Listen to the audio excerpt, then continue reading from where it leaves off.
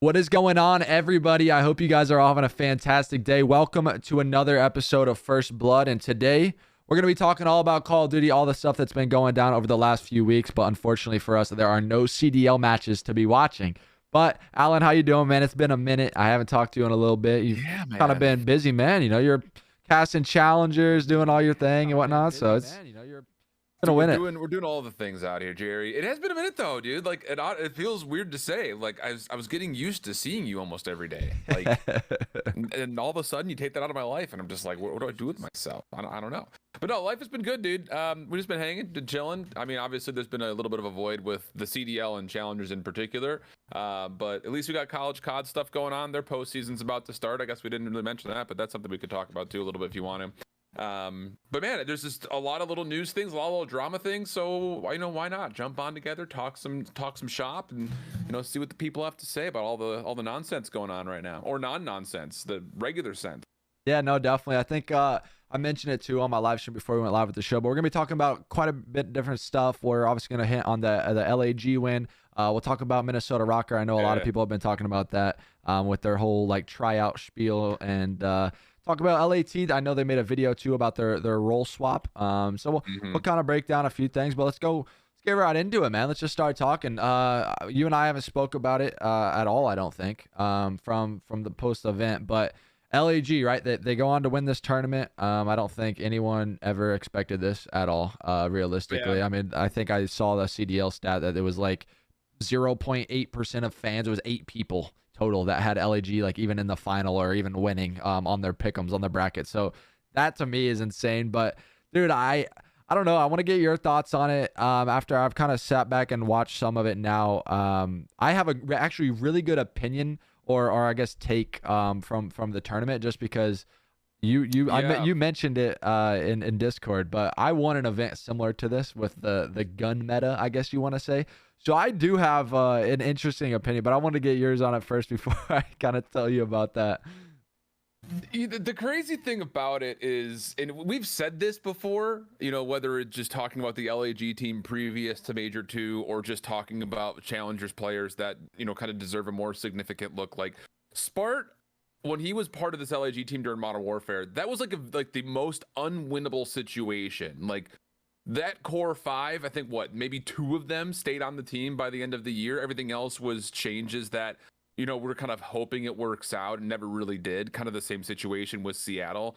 But it's one of those positions where even talking about like Proto and Panda in particular about that Seattle team is like, you have one bad season by team results, your individual stock just goes through the floor. And I never thought it was something that was well merited for any of those 3 players. Spart in particular, because of how new and young he was into competing as officially being 18. But coming off the Cold War win, it was like, all right, dude, like someone's got to give this guy a chance again. But I don't think anybody would have expected him to immediately jump in as a fill-in substitute and then turn that into, oh, by the way, I've got a gun that no one else is really using all that much in the CDL, and then to win the tournament and be MVP. I mean, that I don't know if there is a bigger comeback story in the Call of Duty League or CWL history than that. That is one of the more unbelievable feats that we're probably ever going to see in competitive Call of Duty. Yeah, I mean, I completely agree with you. We've talked about it tons and tons of times. For the side of Sparta, I'm super happy for the kid. I think he deserves it. We've talked about him a lot. He finally kind of went out there and showed what he's worth, and goes on to win the event. Again, it was like one of those things to me where it's like, I thought they actually had no chance, honestly, in that grand final versus FaZe. I thought it was like, this is a free FaZe tournament. But for them to go on a 10 win streak and search and destroy, gun aside, like that's so impressive. Yeah. And I want to get your opinion on this. I've made a video about it. I've talked about it a lot, and I haven't spoke to you about it. But on the side of LAG, it's like you go out and win the tournament. What do you think they do now? Do you think they keep this roster? Because I've said time and time again, it's a weird spot for LAG as an organization, right? Like you have your first ever finals appearance ever in CDL history since the league has started. You finally win a tournament, your first ever win in the CDL. And it was the best your team has looked probably in the entirety of this game. And there's really no debate about it on 2 days of practice. So it's like, as an organization, if you take Spart out and put Gunless back in, you get absolutely roasted because the whole entire league's going to be like, what were you thinking? What were you doing? Whatever. You just won the tournament. And then it's like, if you keep Spart in, like I feel like they have to keep Smart in, unfortunately. Like it sucks for Pierce. I think Pierce is an incredible player. He's an amazing teammate, great guy.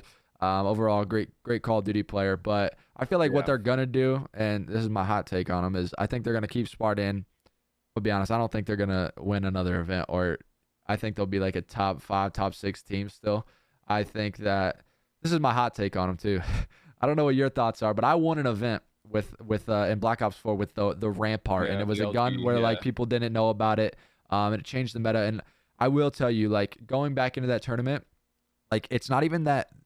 Well, here's the thing. I think the Volk is way better than the Rampart, though, in my opinion. I think the Volk is one of the most overpowered guns that somehow pros weren't using ever. Because I used that thing in rank play, and it's a 3-bullet kill with a stock 2 straight from Black Ops 4. It literally is insane. Like you can just walk around pre-aiming everywhere, and like it kills in 3 bullets. Like I don't know, it's pretty nuts. But my point is I feel like a lot of teams weren't used to that meta, right? Like it throws them off. Like you have to either have your flex player start using it or a submachine gun player using it mid-event, and you haven't practiced with it much. That's true. So I feel like even if like teams switch to it, it's more of like a mental thing at that point where it's like, all right, well, this is just annoying. He's only getting kills because he has. That's what people think. That's how literally pros think, is like, oh, he's only getting kills because he has this Volk, blah blah blah blah blah. Like unfortunately, that's how they think. I don't know. It's going to be interesting to see kind of, obviously the Volk is gone now. It took no time at all. I called it whenever the event was there. I was like, this thing is gone right away. Like I know how pros are.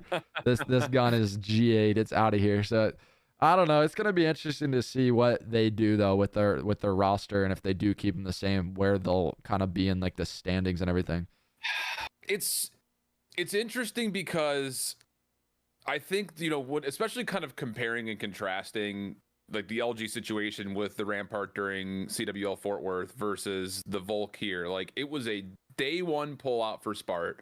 It instantly got recognition, and by day 2 there were more teams trying to adapt and get involved in things like that. And then of course by the last couple of days, everybody was running 4 ARs on Gavudu and typically pulling out the Volk on Tuscan just about all the time. So was the gun the reason that LAG won? There's obviously an argument that, like, okay, he is the most familiar with the weapon as far as being the individually hang with the play style, tempo, pace, all that stuff. But I think there is something to be said about just everybody on that roster was playing some of the best Call of Duty that we've seen from them individually in years. So I think it's kind of a combination of a multitude of things. As much as I want to agree with you that like it's going to be difficult for LAG to win another event this year, if they continue to play individually at that level, even maybe just a little bit lower, I think they'll still be competitive for major tournaments to come, whether it be the Pro-Am most oncoming as far as our timing and schedule is concerned, or potentially still be able to replicate success in the 3rd or 4th stage. So I'm hot on the team right now. I think that taking away the Volk will obviously give us a more accurate look to see if Spart can hang and at what level. Playing in a more traditional sense of what the game has been so far this year. But I still think that this LAG team showed a lot of promise, not just because of obviously them winning and because your sub came in and became MVP of the whole tournament, but like you'd mentioned, like winning that many search and destroys with a substitute, that just goes to show that something is going on there besides just the weapon meta. Like they've got something figured out, or, they're just vibing at a all-time high right now. So yeah, I'm still pretty high on them at the moment, at least. I am too. I think that you hinted at it though. For me, the biggest few things are the 10 win streak in search and destroy. That was the highest record we've ever seen in CDL history. It's like, can that continue? I mean, yeah, they can still be really good at search, but we all know at some point they're going to lose. We saw Optic lose their 14 win streak in control. At times it does happen. Then it's like the Volk meta thing. Yeah, like I don't know if you saw the stats. It wasn't a crazy big difference, but I think Spart had like a 1.15 or something with the Volk, and then like a 0.98 or something without the Volk throughout the entirety of the tournament.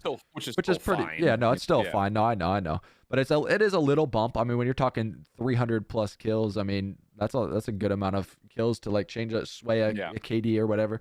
And then so I don't know. I'm just curious to see what LAG does. Like I said, if they end up keeping their roster in, good luck to them. I think they should. I feel like they at least have to, right? You have to at least try through this stage, see how it's working, and then make a decision based on that. But it's gonna be fun to see what these guys can do. And it was an incredible tournament performance, like you said, from every single player on the team.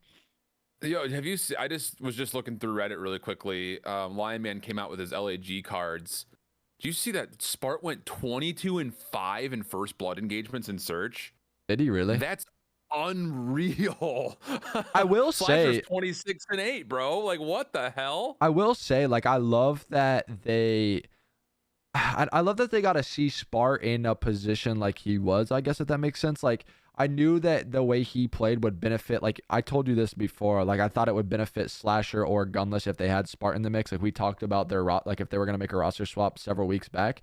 And it was like, it was good to see, like, the flow of the team seems so much better. Like, nothing against, like I said, I think Gunless is an incredible Call of Duty player, but I feel like overall, like, you saw Slasher step up, start performing a lot better. Even Asem and Hugh, like, it seemed like they just had another third guy to get in the mix with them, play super aggressive. And real. like, I feel like Spart brings, I will say, Spart brings a ton to Search and Destroy for this team. Like, not only, I'll be honest, I think he's a better Search and Destroy player than Gunless probably. Like, this guy literally comes up from the Search and Destroy scene.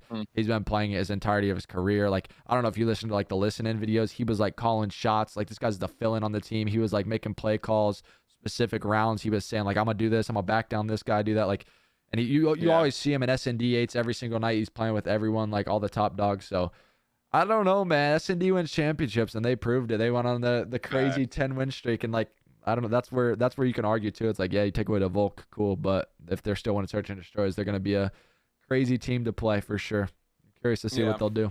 I don't know. It's gonna be nuts. Do you want to talk a little bit about Volt GA? Because I know there's really people are on two sides right now. Obviously, the first is gun is overpowered, get rid of it. The other side is people saying, 3-gun meta, it was fun to watch. Why can we not keep it in? Obviously, you've got more of an in-depth look behind the scenes when it comes to talking with pro players and obviously using the weapon at pretty great lengths. Is it as simple as, if you take away, it's the barrel attachment that gives it its extra damage, right? Is that what it's the it makes barrel? It makes it like a 3-shot kill basically at all range. Like, if it's just really a problem because we talk about this all the time with developers. Like, the headshot multiplier in COD should never be a thing. Like, you should maybe get a little bit more damage, fair. But with a headshot multiplier and a gun that literally kills in 3 bullets and the strafe that it is, like, I love a 3-gun meta. I think some of the best metas have been 3-gun. I love BO4. You had the ICR, the Maddox, and the SOG. You had IW, you had the K-Bar, the NV4, and the ERAD. Like, I'm a big fan of 3-gun metas, but I think there needs to be a good balancing. And if you're not going to find the dev support to, like, balance out the Volk, or again, you'd have to GA. I think if you GA the attachment, though, the gun's just not used, like, at all. Okay. So that's like where you're in a weird spot. You'd have to have like support from the devs, I think, to make it fair. And if you didn't, I really think you would see 2 to 3 Volks on like majority of maps. Like, I think people were gassing when they were saying it's a Tuscan only, because again, I ran around with it in rank play every single day after that event, and that gun was unbelievable. Like, it was very overpowered. I can't lie. Like, I was saying it. I think every person in rank 2 was just running around with it all time. So I don't know. And I just know I've been on the side of the pros, so like I know how they think and kind of the ways they go with certain things. And like, they're people at this point in the game, they don't want like it's like a meta change completely, right? Like, you're gonna see, like I said, like two of the guns, or two Volks ran on specific maps. Like you said, on Gavutu, you may see 4 ARs nonstop with a Volk ran for the sub player. Like, it kind of changes things this late into the year, and people don't really like to do that. So yeah, I'm not surprised at all that it was gone that quickly with kind of the time off. It's like, all right, what's the point of wasting time scrimming for another week or 2 with the Volk and then get rid of it 2 weeks before the Pro-Am? That's like, exactly. I know how it goes. Yeah, that'd be a whole different can of worms to open up just before you get to something like that. Are you at all surprised that we haven't, I mean, obviously talking role swaps with the LA Thieves, and we could obviously hit on the Minnesota Rokkr tryouts, or whatever the hell that is. Are you surprised that we haven't seen any moves yet? Because I personally am. I'm surprised that we haven't seen teams coming out and, saying that, yeah, we've already dropped this player and we're picking up so-and-so, or whatever it happens to be. I'm surprised we have not seen any moves yet. So I will say, we said this in the last episode we did before you left for the challenges. We talked about the teams that were potentially on the hot seat. And I feel like all of the teams that were underperforming, we said this, it could be a great roster chain, like trickle effect, or it's going to be like hardly anything. And all of the teams that were supposed to do well did basically well, I guess. But the teams that were underperforming, they did better than what they were expected. So like, a lot of the teams aren't making change. Like we were talking about Florida. We were saying how Florida probably needs to make a change. A lot of people were hard on this team. And then Florida goes out and gets the best placing that they've had, I think, at a major NCDL Well, since Modern Warfare. Well, in LAN history is what I was gonna say. Oh, sure. On Okay, LAN. that's So fair, yeah. I feel like they go out perform well. Minnesota obviously has made an announcement that they're gonna be making a change or hosting tryouts. And like LA Thieves, they make a deeper run in the tournament than people probably thought. They beat New York and then they end up losing to Optic, and it's like Good they game probably versus Optic, exactly. too. So they play competitive versus Optic, who just won the tournament prior. So they're in a spot where it's like, all right, we're gonna try one more thing before, and that can kind of lead us into this conversation. But I guess the only other one I'm kind of surprised by, and they still kind of made a move in a way, was Toronto Ultra, right? Like the struggles continue, but it's like they're still working on the business side of things. Like these players know their spots aren't safe. They pick up Scrappy instantly. The best player by far, wasn't even close at Challengers. Literally one of the greatest individual performances I've seen in an open bracket tournament in a long time. I watched that thing all the way to the end, and he was frying. I think he put up a 1.3 through the whole tournament or something like that. And some of his stats were insane. But so like Toronto Ultra, they just sign him right away. Like he's on the bench. Like he's right there. So it's like, it's not like they're not thinking next step. Like they just picked up probably the best player from the Challengers Open, and now he's on the bench. So it's like if the Toronto Ultra struggles continue, well, he's right there. Now he's on the roster. He's already league approved and everything. So it's like, I don't know. I feel like there is a chance that we see more roster changes, but it may, I guess, take a little bit longer than what we thought. No, that's totally fair. I think that the move to pick up Scrappy is not only smart because he's super good, but you also have Hixie, who's still on that roster as well. So the ability, we talked about this a lot, where it's like making a one-player swap just sometimes does not connect. And if it doesn't, then you're kind of in scramble mode from there. So you actually have the opportunity, if you're Toronto, to potentially make a 2-roster move using both Scrappy and Hixie, who both looked very good during the Minnesota Open, to potentially kind of do a major sub out if you want to. The thing that kind of hits me in the front of my mind, though, was like hearing in my head just the echoes of like Nameless and Allie when they were going back and forth on the desk, like, who do you get rid of if you were to drop somebody and all that question. And I will say, I think Nameless had the best point. It was just like, look, I don't care who you move, but you got to move somebody. You can't go that poorly throughout a whole stage in your hard point and not make a change in some fashion. Yeah. So I don't know. It gives them options, which is always, what you're looking for coming into a very critical moment of the season, especially for Toronto, who has very much so fallen beyond expectations of where they should have been after last year. I completely agree with you. I think they're in a good spot too, in a way, because like you have players like Cammy who could run both roles, and it's like I wonder if we see a spot where like you see an LAT/Minnesota role change. He's like a Priesta, or he's like a Kenny who can kind of run both roles. Like if this guy just wanted to start running a sub all of a sudden, he could. Don't get it twisted. So it's like they're in a good spot. I feel like I definitely think it'll be interesting to see kind of if they'll be able to turn around these hardpoint woes. I don't know. They have a month off to basically fix their respawn going into the next major 3 qualifiers and the pro and whatnot. But it's definitely going to be a spicy time. I want to talk to while we're talking about it, just like this LAT kind of role swap. We spoke about it a little bit, and they finally made an announcement yesterday on the video they posted, basically saying that Kenny was going to be switching to submachine gun, put Josiah back in a flex role. They know they haven't been performing, but they're working really hard, etc., to try and get these wins and whatnot. But I don't know. Do you think this will fix this team, or do you think it's kind of just going to be, in my personal opinion, I think it's a Band-Aid. It's just like they're just barely putting something on to make it hold on a little bit longer, and it's really not going to entirely fix it. I think I'm on 2 kind of different plateaus right now when it comes to this conversation. Because first and foremost, I think this is the right call right now. Yeah. Give it a try. Just see how we work. Putting Draza more towards one of the AR spots where he cataclysmically has always been really, really solid through both challengers and when he was on that Optic Gaming LA roster. A lot of it was done by way of rocking an AR. Whereas, obviously, you deal with Kenny. Maybe he's just not comfortable running a sub since he was, obviously World War II Kenny. But it's worth a try. And I think that this is the right move to make. However, I say that, and I agree with you in the facet of, if it was as easy as a role swap, they would have done it a long time ago. If they felt confident that in just one role swap will put you back into a winning trend. So it's kind of a do or die, and I think that this role swap will put a lot of fire under everybody, because if this role swap doesn't work, then anybody's position in my mind could be jeopardized. when it comes down to who are they making subs for. Obviously, your first two people that you look at are both Kenny and probably Draza before that, just due to the fact that he has been not really kind of living up to the expectations that he started the year with. But I feel like all four players could potentially be in jeopardy. So, you know, the video I thought was really revealing. It sounds like everyone's on the same page with it. I think it should have been happening a lot sooner than this, but you do have the opportunity over the next month to really work it out. But if you come out and you do not perform at the same level that you just did at the major during the Pro-Am, like if you don't make it out of groups, if you're LAT, then I think it's probably immediate roster change after that. Yeah, no, I'm interested to see too, because I watched that whole video and I heard Kenny and Octane talking about basically saying Draza and Envoy are great submachine gun players, but as a duo, neither of them are like vocal leaders, really initiating plays or anything like that.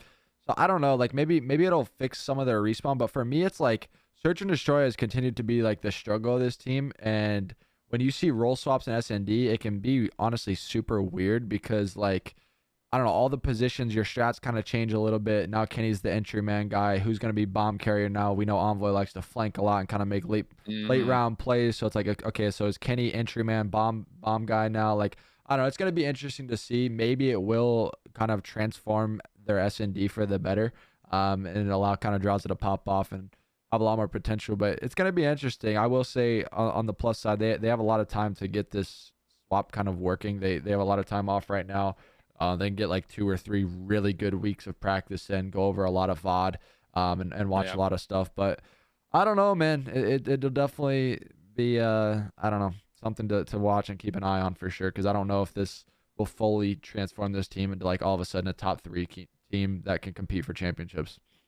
And that's the big phrase that I still feel like whenever I read through opinions on Twitter threads or on Reddit is that people forget about, is that you're not making a change just to be immediately good right now. It is about doing what you can do to be competitive by the end of the year to win a championship. Yeah, major wins are great to have, and obviously it does a lot for the confidence, the morale, and just to showcase that you are competitive. But really, when you're dealing with these teams that we're talking about, especially when we start talking about Minnesota here in a minute, it's like you have to be able to put a roster together that can compete for a major championship, or for a league championship, I should say. Like, you're playing for playoffs, and you know that's the thing, is this may fix them. They may be competitive, but are they competitive enough to win the whole thing? Yep. That's, I feel like, what the conversation usually misses out on is, oh, if you make this change, like they'll immediately start being better. But better is fine, but it's not the best, which is what the goal should be for everybody, obviously. So yeah, I completely agree with you. It'll definitely be interesting to see how they kind of unfold over the next few weeks, and like you said, headed into the Pro-Am. That'll lead me to talk about the last team that we kind of openly known about maybe making role swaps, roster swaps, whatever you want to see. Minnesota Rokkr, they announced 2 days ago, I think 3 days ago. I've made lots of jokes about it, saying they need to be calling me up, but they basically openly said that they are making like a open roster tryout period, right? Like where they were going to try out a lot of people. And I wanted to know your opinion. Like, do you like this? Do you not? I think at this point with them, I said this before the major kind of unfolded, that step number 1 was was identifying roles, like what players are going to run what guns, and they need to stick to that. And I think behind the tryouts, since it seems like they're still in a weird spot with that, because from my understanding and some intel that I've heard, they've been trying some interesting roster lineups with this tryout process. So I don't know. I guess it's kind of a win in a way. Like, you do have a lot of time to wait and like try out maybe a submission. Like we talked about it. If you're gonna have attached running an AR, the guy needs to be a main AR, in my opinion. Like, I think he does. I don't think you can find Major Maniac on the same roster with them. I feel like they'll be too slow in respawn. So if he's gonna run that AR, then I feel like they're probably trying out a submachine gun player. They would probably have attached as main, Priest as flex, and Standy in a sub. And I've been, like I said, hearing some different rumors. And then like if you go the opposite route, it's like maybe you put attach back on the sub and you pick up either a flex or maybe stand. Who knows? Maybe, I don't know what way they're gonna go with it, but I don't know, man. It's kind of weird to me. This whole move is just like, when I saw the video, I was like, dude, you guys think you're the 1976 Eagles? You're just going to hold open tryouts to see if somebody can make the roster? Like, what is this? And I forget if it was Weeman or B-Sport Josh. One of the two of them were like, this feels like such a PR move where it's just like, look, we're making changes. We're open to anything.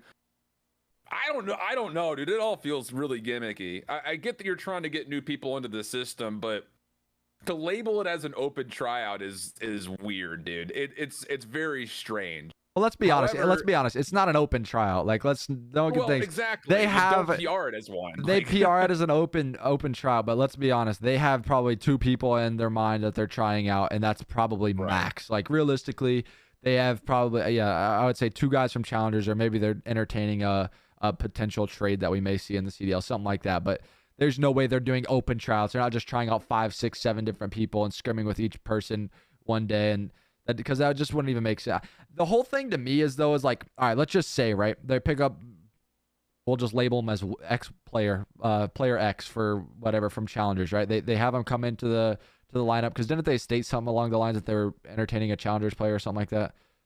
I think something like that. So let's just say that they have player X try out with them, and they play. This is why I hate the tryout thing. They play Paris, and let's say they play a struggling Toronto or an LA Thieves. So they play 2 lesser teams. Then they have player Y come in from the Pro League, and they play FaZe and Optic. It's like, how do you base, like, okay, you play FaZe and Optic competitive in scrims, then you play with this other guy and you dominate Paris and Toronto. It's like, where are you basing that as a coaching staff? Like, I would be so curious to see like Looney and Brian Stain's thoughts. It's like, because you're playing lesser teams, but you're winning, so then it's going to look good. The vibe's going to be better, blah, blah, blah, blah, blah. But then you play these other better teams. Like, because Florida did this in Cold War. They were doing tryouts when they played with, they tried out Decimate, and they were trying out Havoc. They did this last year whenever I was benched, and they were bringing in someone else to the roster. They did something very similar. And I talked to Decimate about it, and it was just like, well, I'm scrimming FaZe and so-and-so, and Havoc was playing Paris and whoever else. And it's just like, I don't know. I feel like it's hard to base it off of, and how long are you going to host these open tryouts before you make a decision? Exactly. I don't know. I mean, I know everyone's excited and anticipating. If you want to leak some names, I'm sure everyone would be happy with that. But I mean, I think everyone's already. I'm pretty sure it was leaked. I don't know if it was on Reddit, but people in my chat were saying it the other day when I was playing. I think it's pretty obvious who a lot of people would think, but I'm not going to leak anything for strictly business sides, and I don't want to burn any bridges with anyone getting salty, but it's pretty obvious. I would think there's like 5 challengers players I think that it would potentially be going to. And the thing too about it is, the other side of all this coin is how much did the Rokkr Academy team really miss out by finishing top 24 during the Open? Like, if there were to have been a major change, like that hurts the Spanish challengers community beyond recognition. Also kind of in the mix of all of that was the fact that you've now got all of a sudden roster moves in between both of those 2 Spanish teams. So, I mean, like, that's just a really unfortunate situation. We talk about like the European region overall trying to become more established. Like, you have a great total finish for overall Europeans throughout the Challengers Open, but then the actual Minnesota Rokkr Academy team gets kind of beat up and surprised, and finishing top 24 was definitely, I think, off a lot of people's bingo cards. So it's tough scenes all around. It's just, I don't know, dude. It's one of those things that you better figure it out here quick, because this is not a team that, in my opinion, can wait until after the Pro-Am. This is one of those teams that needs to pick up the best options now before they're no longer available, because they desperately need the help. We've seen promise from just about every other team, maybe save like Paris because they're still only like 2-12 or something like that. But everyone else has shown promise after roster moves.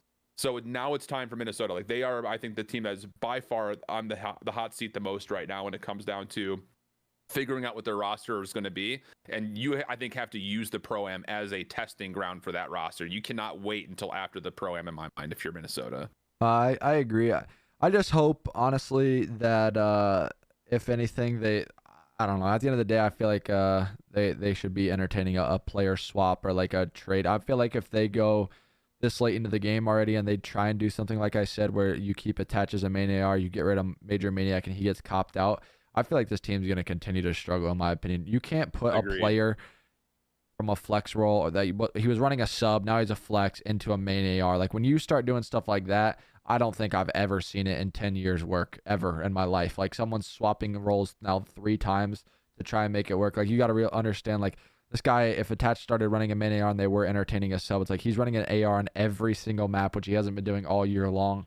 Like, I don't know, things could get interesting. And it's like you're not playing like a flex. Like, you actually have to play like a main, get your players into power spots and different things. I don't know. So I am so curious to see what they do. Honestly, I have no idea what route they're going to end up going. And it's definitely going to be, I don't know, a question mark for me, because I thought the whole time they needed to make like a 2-player swap just to get like new scenery. And I don't even know if that is something that they're entertaining. But from my understanding, nobody is safe apparently, and they may be playing with a bunch of different players from the video. So definitely gonna be interesting for sure, to say the least. I don't know. I have no idea if it will benefit them or if it will make them worse, and that is also a possibility. So yeah, that's totally true. I mean, it's just tough because I still individually rank all 4 of those players as great players. And I think if it was a different game, I think that this team still has the opportunity to do well. It just doesn't work for this title. It's nothing that you can really point your finger at, because there isn't just one player that's playing poorly. I mean, you could probably argue there's one player that's playing very well, and I think everyone would point at the same person. But I still think, like, if Standy were to get a better secondary SMG with him, I still think that like, he could potentially rank Minnesota's subline as, top 3 SMG duos, probably, like they were last year. But it's just not working out this year. So it's a tough one to slice for sure. But a move has to be made. You can't sit on this team any longer. And if you don't do it, you don't iron something out before the Pro-Am and come out prepped, I think this team gets embarrassed by one of the 3 possible challengers teams that I think are going to make moves, because I think the 4th one is probably going to get smoked. But I could see either of the Toronto Ultra Academy teams absolutely wiping the floor with that Rokkr team. Well, let's switch things over. Let's go to Pro-Am. Let's talk about it, because I'm down to talk about it. And you are. I don't think there's really anything else to hint on these roster changes. We talked Toronto, talked LAG winning, talked about LA Thieves role swap, and that's all we really have and know as far as intel goes for kind of right now. So until the CDL starts back up, we won't really know anything unless some stuff gets leaked. But talk Pro-Am, right? I think that's the next tournament we'll get to watch. When is that? May 5th? Yeah, May 5th. So that's the next thing. The 8th, I think. We'll get a watch for CDL means that is. So from my understanding, it's going to be pool play into a single elimination bracket. I think we got 4 pools of 16. I've heard, are pools public knowledge? Because I do know a pool. No, they are not. Okay, so I haven't seen anything. I haven't seen or heard anything about Pro-Am since we qualified our 4 challengers teams. I have no idea where it's supposed to be held or anything about it. Okay, well, I know some of the pools, but I will obviously not say anything because I don't think that is public knowledge to right now. But if you guys didn't get to watch the challengers event from Minnesota, basically there was 4 teams that qualified. Now they get to go play against the 12 pro league teams. So we'll have 16 teams. They'll be split into 4 pools. Each of these, obviously, Pro-Am teams will go into each pool with 3 other pro teams, and they will battle it out. And then the top 2 from each pool will go into a bracket. And then just to list off all the teams, so it was Toronto, NA that qualified. That was Scrappy, Hixie, Vickle, and who's their 4th? Mohawk. Then Mohawk. The other NA team was Gunsy, Silly, Fire 40, and who's the 4th? And Ramby. Ramby was the 4th. So that was like from my understanding when I talked to Fire, that was like a pickup team. Basically, they picked up Silly last minute. Silly really doesn't even play this game apparently. I don't know if you guys saw the video. Whenever he qualified, he was talking trash, saying, "I don't even play this game." Blah blah blah blah. It's hilarious. So they qualified. Then I think the 2 other teams was what's their name? Top 2 EU teams. So what's their team name? It was Vengeance was what they went by as Challengers Elite. They got picked up by a conglomeration, 2 orgs, I guess, invested into the team together. It was really weird. It was M7 and Electrify Esports. I think it's Millennium 7 is what they're short for. They both joint sent 2 teams. Like there was an NA team that had Mochilla on it, and then the EU team which qualified, which was Vengeance, which was Denza, Maple, Wardy, and Weeman. Very strange that they joint invested into sending 2 teams. I get it, you're trying to get as many opportunities as possible to get into the Pro-Am, and technically you are successful. It's just weird. I always find it weird when orgs joint invest into a team. It's very strange. So they qualified, and then the Ultra Academy EU team with Beans, Furious, Harry, and Vortex, the other squad. Ultra made out then. Ultra Yeah, made they've out got good. 3 teams at Pro-Am, bro. Like, what? That's typical. That is very typical. They do a good job. We gassed them up. Remember for their scouting from MW season where they actually have a good eye Yeah. for talent. So hey, they do it. They do it in a big way. I'll be honest, man. Listen, we talked about this again before the major. We said that the brackets are never. We talked about it with Colt. I was like, look, after we had him on the show, I was like, look, brackets never go the way they're supposed to. You know how land gets this little passion pit, and it was basically exactly the way we thought it would. I mean, realistically, the Texas Nation team didn't qualify, and some of the better, NA teams didn't qualify so as well. hard. And it's like, it sucks because now they go on the 7 or 8 Pete, and they're probably the best challengers team still. They just have a fluke out event, and now they're not going to get a play. I'll be honest, Alan. I don't know. We haven't talked about this at all, but I realistically have like maybe 2 teams can come out. That's it. I'll be honest. I think it's gonna be a smoke show. Yeah, I'm not gonna lie, and this hurts me to say because I love all my challengers boys equally, but that Strike X team with Fire Gunzy and Ramby and the late pickup of Silly, like they had to come up so clutch. Like Gunzy popped the F off to get them through Team War. In the end, they had like a 60 to 70 point comeback on a Bakaj hardpoint, and then he clutched like 2 different 1v2s or 1v3s in the Bakaj search and destroy for map 5. It was the most ridiculous thing I've ever seen versus Team War. That Team War squad I thought for sure was going to play up against Texas Nation. And then the map 4 versus Texas Nation, there's the same situation. Like StrikeX got smoked map 1 and then came up clutch for the 2nd, 3rd, and 4th. And I think it was a little bit of, they were just feeling the hot hand. Anything can happen on tournament days like that. Like you mentioned, weird things happen all the time. But that Texas Nation team, they really choked versus StrikeX. And it sucks because I think between Texas Nation, Stallions, and Team War, any of those 3 would have had a better chance versus the pro teams compared to this StrikeX team. I love that they're getting a chance, but I think they're going to get absolutely smoked. I mean, they have, out of all the teams that are going to be there, they have the least amount of prep time into the entirety of the map pool. Like, you've got to come out and beat teams that have been playing since day 1 in the CDL. And you were a pickup squad on a tournament weekend. Like, you have to figure out your hard point, you have to figure out your search and all of your control issues within month. And how much quality scrims are you going to get versus CDL teams? I'm really curious about. I don't feel good about their chances. I feel really good about both the Toronto Ultra Academy teams and also Denza's squad. I think that they're going to do very well, but I don't feel very good about the StrikeX team at the moment. Yeah, this just reminds me of like way back in the day. I'm not sure if I'm sure you remember actually, like the CWL days, MLG days, where basically it was the pro teams started in the pro bracket, the amateur teams started in the open bracket, and then the top 4 from open bracket came into the pools, and we got to play them on early on Saturday. And like, I'll be honest, listen, they would all come in and like they would honestly get pretty much smoked, like for the most part. Like sometimes they would keep it pretty competitive, and I feel like there's a chance that we could see like this Toronto NA team or maybe the Wardy team. I forget what you said their name was, Vengeance or whatever, M7, or M7, yeah. So, like, I feel like there's a chance that those 2 could maybe make a run, but it's just so hard. Like, I feel like no matter what, even the bottom of the pack pro teams, like, they're still a pro team. They're still top 48 in the world, and I feel like there's still a big gap as far as, like, team comp and, like, I don't know, just team chemistry overall. Like you said, they've been playing together since day 1. Like, yeah, they may struggle in the pro league. They may get smoked by the other teams, but I always feel like there's a big gap in just, like, I don't know, team to team, like from the 12th team in the CDL to the best team in challengers. I feel like there's always a big gap there. And maybe I'm crazy, but that's how I feel. Like 4v4 matching up against each other. Maybe there are players, or I know there's players that deserve to be in the pro league, but as far as like getting 4 players that could compete at the highest level in the pro league from challengers, Totally different. It's such a different environment. It's such a different game.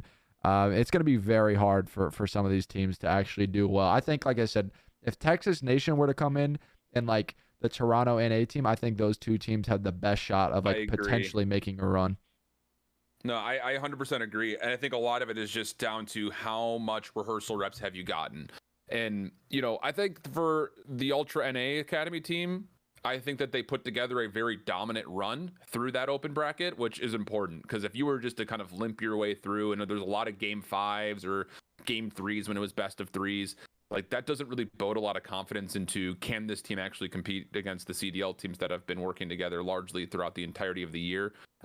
That's why I think that Texas Nation team would have had the best opportunity because they've been playing together all year long. And this Ultra Academy team, they've been together since like just before stage 2, but like they didn't have a good showing in stage 2. Like they're just recently starting to pick up some favor. Like we needed somebody, I think, from challengers that was dominating. You needed a Rokkr Academy, you needed a Texas Nation to really perform during that open, I think, to have a legitimate chance versus those CDL teams. But I think the ones that we have now will be competitive. I think there's going to be a couple of good games that are played in the group stage, but I think the opportunity for these challengers teams to get out of the group's top 2, very slim. I think the only team that probably has the ability of doing that very well may be Ultra Academy NA.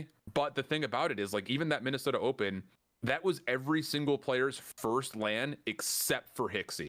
Everybody else had never played on LAN before. So now you put them on a main stage potentially on LAN. I don't know. I think it's a totally different ball game for these squads, and I don't love the lack of experience from the 4 teams that we generally have when it comes to pro league experience. Maybe save like for Texas squad. So who knows?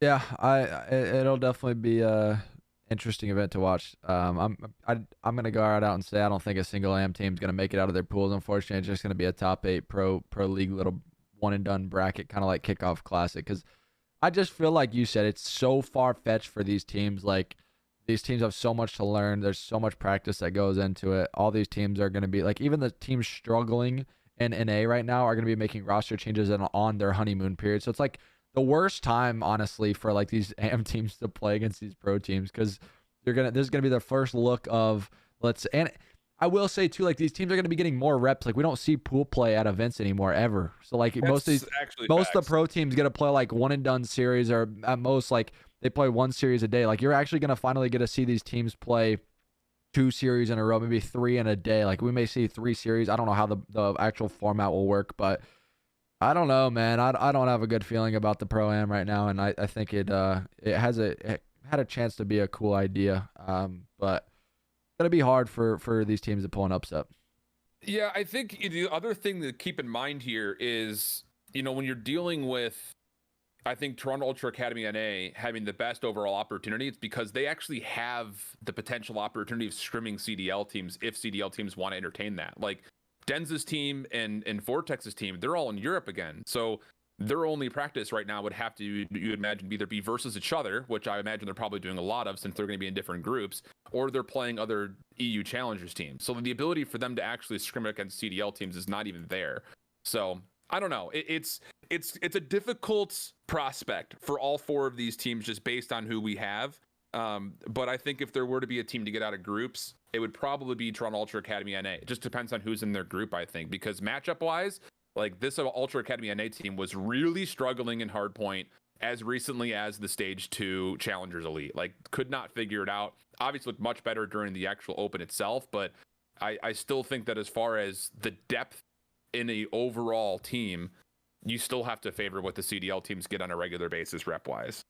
Yep, I'm right there with you. It'll be a fun tournament to watch. I'm excited for CDL to kind of get back into action. It's been a long time. It seems like already of an off period, so I can't wait for CDL to begin. But I don't know if you have anything specific you wanted to hit on as well or whatnot. But I mean, I think the only other thing that we really could entertain is just like, if you were to figure, I would have to imagine that the groups would probably be laid out by overall CDL standings right now, as far as like seeding them that way, 1 to 12, and then you have 13, 14, 15, 16 based on who finished 1st, 2nd, 3rd, and 4th in the Challengers Open. So I think you could probably guess pretty realistically what the groups are going to be. But I think the only other point that we haven't talked about is just like, if you are a CDL team that misses out on the bracket, not even necessarily loses to one of the Challengers teams, but if you miss out on the bracket, that has to be the catalyst for moves, right? Like, at least to highly consider it. I mean, the only teams that maybe would not make that is like if a Paris or New York maybe like didn't make it out of groups. But I don't know. I don't know what your thoughts are as far as like teams that would need to evaluate their squad if they do not make it to the single elimination bracket. yeah, I mean, I think you kind of hit it right there. I feel like the team that potentially maybe wouldn't make it out would be like Paris, but I feel like they're at a point where, I don't know, these guys never make roster changes, and they made more roster changes right now than they have last year, I think, or just as many, I should say. So I don't know. I don't think we see them make too many more changes, even if they continue to struggle. And that would be like one of those things where maybe you see like if you were to see like a LA Thieves bomb out, then I think you for sure see a roster change there. If you see Toronto lose to their academy team or something like that, then you for sure see like a player swap there. But I don't know. I'll be honest. I don't think nothing is gonna get like that crazy unless, I mean, the only thing that would potentially be crazy if like one of these pro-am teams ended up getting on a pro team in this off period. I feel like things would definitely get very interesting. But from my understanding, I'm not sure if anything like that is even going to be happening. That's fair. So I'm curious. I'm just writing it down real quick to see what the potential pools would be if they do pull it off of seedings from where everyone currently stands in the rankings. And if that were to happen, almost done. I'll be able to tell you if you're right. I know a pool already. I'll type it to you in the chat right now. Okay, if that's accurate. This is accurate. It's from one of their players. I really hope we get some news on what this format is going to be, by the way, like soon. Let me see what you have to say here. And if it's true, then I think we could probably easily speculate what the full groups would be. I would have to imagine that the logistical way of putting it together is 1 through 12 in the CDL, and then your 13, 14, 15, 16. Let me see. That's interesting. Yeah, which it didn't make sense to me at all because I didn't know which way they were doing it. Would that make any sense? All of that. Okay, so the one that you gave me, is it the last one? I have LAG in instead of Florida. Oh, I think you're right. Based on seeding. I think so you're right. If that's the case, we're not leaking anything here. It's just us logistically thinking about it. You would have your pools would be Atlanta, Seattle, Toronto Ultra, Strike X would be Pool A. I don't see Strike X winning a single matchup in that anywhere. And then Toronto would have to beat a Seattle to get out as top 2. That's not really. I don't think you learn much about your independent team. So what is it? It's Toronto. It's Toronto, Seattle, and FaZe as the pro teams. Yeah, with Strike X as the AM team. They'll all beat the AM team, so it'll just be Toronto and Seattle battling it out to see who makes it out. Exactly. That's kind of a boring pool. Yeah, that's kind of a boring group. Although, to be fair, like Seattle has beaten Atlanta a couple of times, so who knows? They could come out as the number 1. I'm saying for the pro-am side of things, I feel like that's just like they stand no chance in that pool. Yeah, I just don't think Strike X is going to do very well, unfortunately. I want them to, but I just don't think they're going to. Your second group would be Optic Texas, Florida, Minnesota Rokkr, and then Ultra Academy EU. That's an interesting group. Because I could actually see out of that group, I could actually see Ultra Academy EU beating Minnesota and contesting Florida since they're so AR heavy. That's Florida, Optic, Texas, and who you said? Sorry. Rokkr. And that's Toronto, EU. Yeah, maybe that could be good. Interesting. Optic, Texas, that could be an Florida. Interesting one. I guess Florida. Go ahead. Sorry. No, you're good. Say it. So this is a really fun pool just for the storylines that are there. The third group would be the London group, which would have LA Thieves, New York Subliners, and then Denz's team. So you actually have a little bit of a reboot of what was the classic EU Showdown in Challengers between the 3 players that were in Challengers and the Ravens versus the players that are on M7 Electrify. That'll be fun. And then the fourth group would be Boston, LAG, Paris, and then Ultra Academy NA. I think that Ultra Academy NA team could come out of that group no problem. Yeah, when Scrappy told me his pool, I said that's probably the best chance for any team to actually be able to come out of their team because, like, realistically, they're playing 2 teams that, like, I don't know, they could actually beat. Like Boston, yeah, they've looked good, but that could be a very scrappy matchup and scrappy. But anyways, like Boston, I feel like it's a winnable. Like they're probably the best team in that. Then you have the Paris, you have the worst team in the league. So you get to see Scrappy's team actually go up against them, and then you have Florida. So I think Florida's like a middle of the pack team. So Toronto Academy, they could potentially make a run here, and I feel like this is the only pool that is like giving them a position to like come out top 8. But then I wonder how the bracket would unfold though. Let's just say they came out like second. They would end up playing. What pool would this be? D. Would this be D? So they play the 1 seed of 1. So they play FaZe. Yeah, or Seattle. FaZe or Seattle. Yeah, that'd be interesting. I don't know. I feel like this is like the only chance for a team to potentially come out. Unfortunately, I agree. I hope for the sake of the pro-am, a amateur team can make it to the bracket, or at least make it competitive or turn some heads or whatever, because it would make it let's just say like Scrappy goes out and fries on Toronto Academy through this pool, then it's like, okay, now Toronto's sitting there watching him in every single matchup. It's like, okay, oh, this guy's the real deal even versus the pro. You know what I'm saying? Or something like that. Or what other teams are have a substitute that's playing against? Is he the only one? Hixie and Scrappy, right? Yeah, Hixie and Scrappy. They're the only pro league subs. Yep. Yeah, so I mean, like that's what also kind of stinks too, because I feel like it'd be. Remember we talked about this a while back. It'd be like, what if Spart was in the pro-am and like he was playing against LAG or playing against these teams? It was like then you gotta actually see your substitute, or like Pentagram if he was in it, playing against like LA Thieves or whatever. I think it would make it a lot more interesting to be like, oh shit, like I better perform or my spot's on the line. So I wish there was a few more, but it'd be interesting. Harry, yeah, good call, Dave's. Harry is the Royal Raven substitute as well, and he's actually in that same pool, by the way, as the London Royal Ravens. That's awesome. See, I'm a fan of that. Then that's cool. I think never mind. He's not. He's not. I got him. No, he's not. I looked at it wrong. Just kidding. I'm a fan regardless. I like that. I think it makes for some cool storylines and some interesting matchups. And then like the coaching staff even gets to watch their substitutes battle it out against the other pro league teams. Makes for some cool stuff, but. Our pool's live. No, they're not, Kismet. We just did a mock draft, basically, of what we think how it'll be, and I'm pretty sure we are spot on the money. It usually is based off seeding, and they probably just combine the seeds from the Pro League standings to the amateur seedings from the Pro-Am. Yeah. Oh, well, that's kind of anything. Yeah, no, definitely. As a mock draft, it's leak. I don't know if you want to take any questions or if you kind of just want to wrap it up here. It doesn't really matter to me. I don't know if there'll be a ton of CDL questions related. Yeah, I saw some people talking about the Rebirth Resurgent event that's going on. I don't know if you've been following along with that at all or if you tried qualifying through it, but the group qualification stage was happening this week. The final group's qualification for the get into the finals, I guess it's technically the semifinals, that's actually happening tonight. And actually the Clutch team, myself and Proper, are going to be casting that on our YouTube at youtube.com/clutchgg. So if you're interested in taking a look at the CDLR stuff that's going on, the Rebirth Resurgence stuff, there's 2 different groups that happen tonight. The groups are made out of 10 teams. They play 4 lobbies each, and the top 5 from each of those final 2 groups will be inserted into the semifinals, where they'll be squared up against the CDL teams. So top 5, top 4. Top 4? I don't remember. One of the 2. I don't know. It's kind of weird to me a little bit that they're doing like a. I wish that this was like an off-season thing in a way, like where the pros would actually get a grind Warzone, because I feel like a lot of the pros aren't even like locked into like this tournament in a way, because it's kind of like almost like a filler, like for fun. It's like mid-season, like they're realistically their eyes are on the prize of winning champs and winning a tournament. So I kind of wish it was like an off-season thing a little bit, but I'm excited for it nonetheless.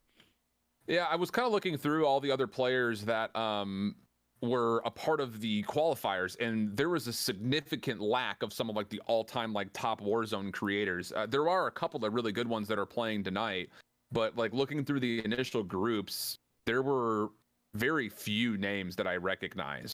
I will say, even in the opening of the qualifiers. On the dirty intel side, I'm pretty sure a lot of pros weren't playing in it, so a lot of these big name content creators who are really good at Warzone got like auto invites through the CDL organizations, or if any of them are like tied through content creators, they're automatically on like the specific team qualified for the main event. Really? Yeah, because basically from my understanding on the whole thing, you can basically just have like, let's say LAG for instance, like has Apathy and Unrational, who are content creators for the organization. If like the pro players aren't playing it, they're considered their pros.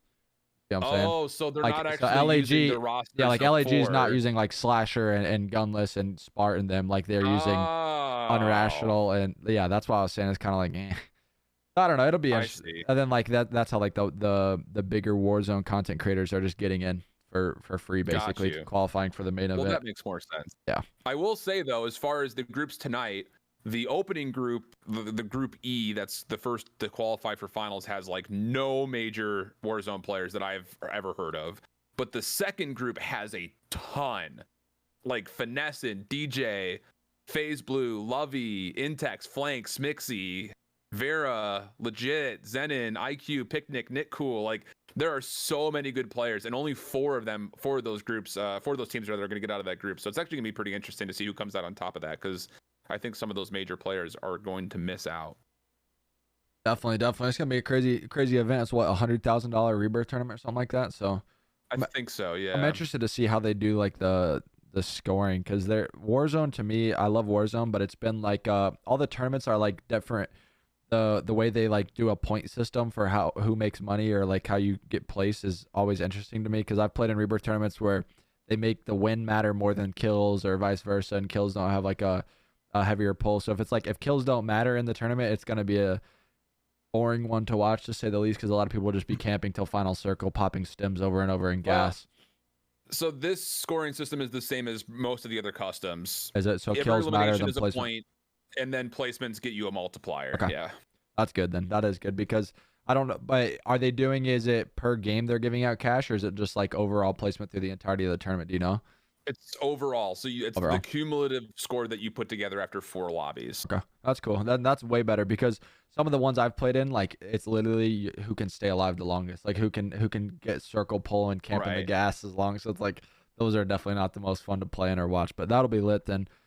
Definitely excited to watch some of that. But I don't know about you, Alan, but that's everything I got. I'm excited for kind of CDL to get underway again, man. It's been a long break. I'm ready to do some more First Bloods and watch some more Call of Duty. Yeah, for sure. When does the CDL games actually resume? Do you know? I can look I it got up it on my real quick. calendar. Well, the interesting thing is the Pro-Am finishes on May the 8th, and then the 10th is the first day of Challenger Stage 3. So that's fun. So there are actually teams like StrikeX, for instance. They would have to play the Challenger Stage 3 qualifiers on the 30th. So would Toronto Ultra Academy NA. And then turn around, play the Pro-Am between the 5th and the 8th. And then turn around, play Stage 3 Week 1 on the 10th. And then the CDL Stage 3 starts on the 13th, that Friday. May the 13th.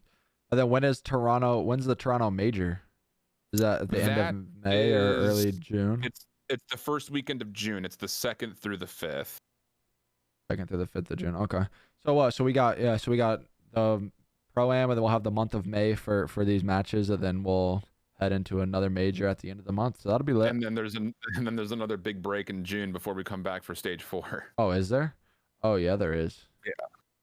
Oh. Yeah, it's 3 weeks. 3 weeks off until July 1st. I see the New York Major 4 starts. It's crazy to think that COD is like kind of wrapped up almost in a way, almost done. Like, it's weird. I don't know. COD seasons go by so fast when they're split up like this, and there's like 4 majors, like 1 mid-season event, and then champs. Like, it seems like we've already passed the halfway point. We're entering like the third quarter of the year. I don't know. It seems, maybe it's because I'm not playing, but the season sure does seem like it's going by really, really quick already. I think it's interesting the schedule this year for it's neither here nor there. I don't really have a full opinion. I just think it's interesting that we've got this whole month off of April. We've got 3 weeks in June, and then you have to figure that between the end of Major 4 for New York and postseason for the CDL, that probably doesn't happen until the middle of August. So it's another 3 weeks there. We've got 3 different 3+ week breaks built into the season this year. Very interesting. Definitely interesting for sure. But I'm ready to wrap this thing up if you are. I think it was a good show. I'm glad we got to talk a lot about it. If you guys are over here watching with us live on Twitch, sorry for not a ton of announcements. It was my fault. I've been busy streaming, knocking out 10-hour plus streams every day, so I didn't get to make a tweet about it and kind of let you guys know a little bit sooner. But appreciate you guys. If you guys are watching with us live, if you guys are watching with us over on YouTube, make sure to go follow my boy Alan, subscribe to the channel, and turn on those post notifications. First Blood is a CDL talk show that we will do every single day before the matches go live. So once the matches start back up here on the 5th in a couple weeks, we'll be doing some more matches. I'm going to talk with Alan and see if we can kind of maybe get some player interviews on. I know we talked about potentially having Capsidal on and kind of talk his story and stuff like that, and just do some fun things. And as more intel comes out, maybe have some more podcasts. So we appreciate you guys. Like I said, go show Alan some love. He's always posting stuff Call of Duty related about challengers and Warzone, you name it, whatever. He's involved with it at some point. Golf, who knows what it is, but go show him some love, man. And we appreciate you guys. And until the next episode of First Blood, we will catch you guys later. I'm gonna stay streaming, so stick around. We'll see you guys in the next one. Peace out, guys.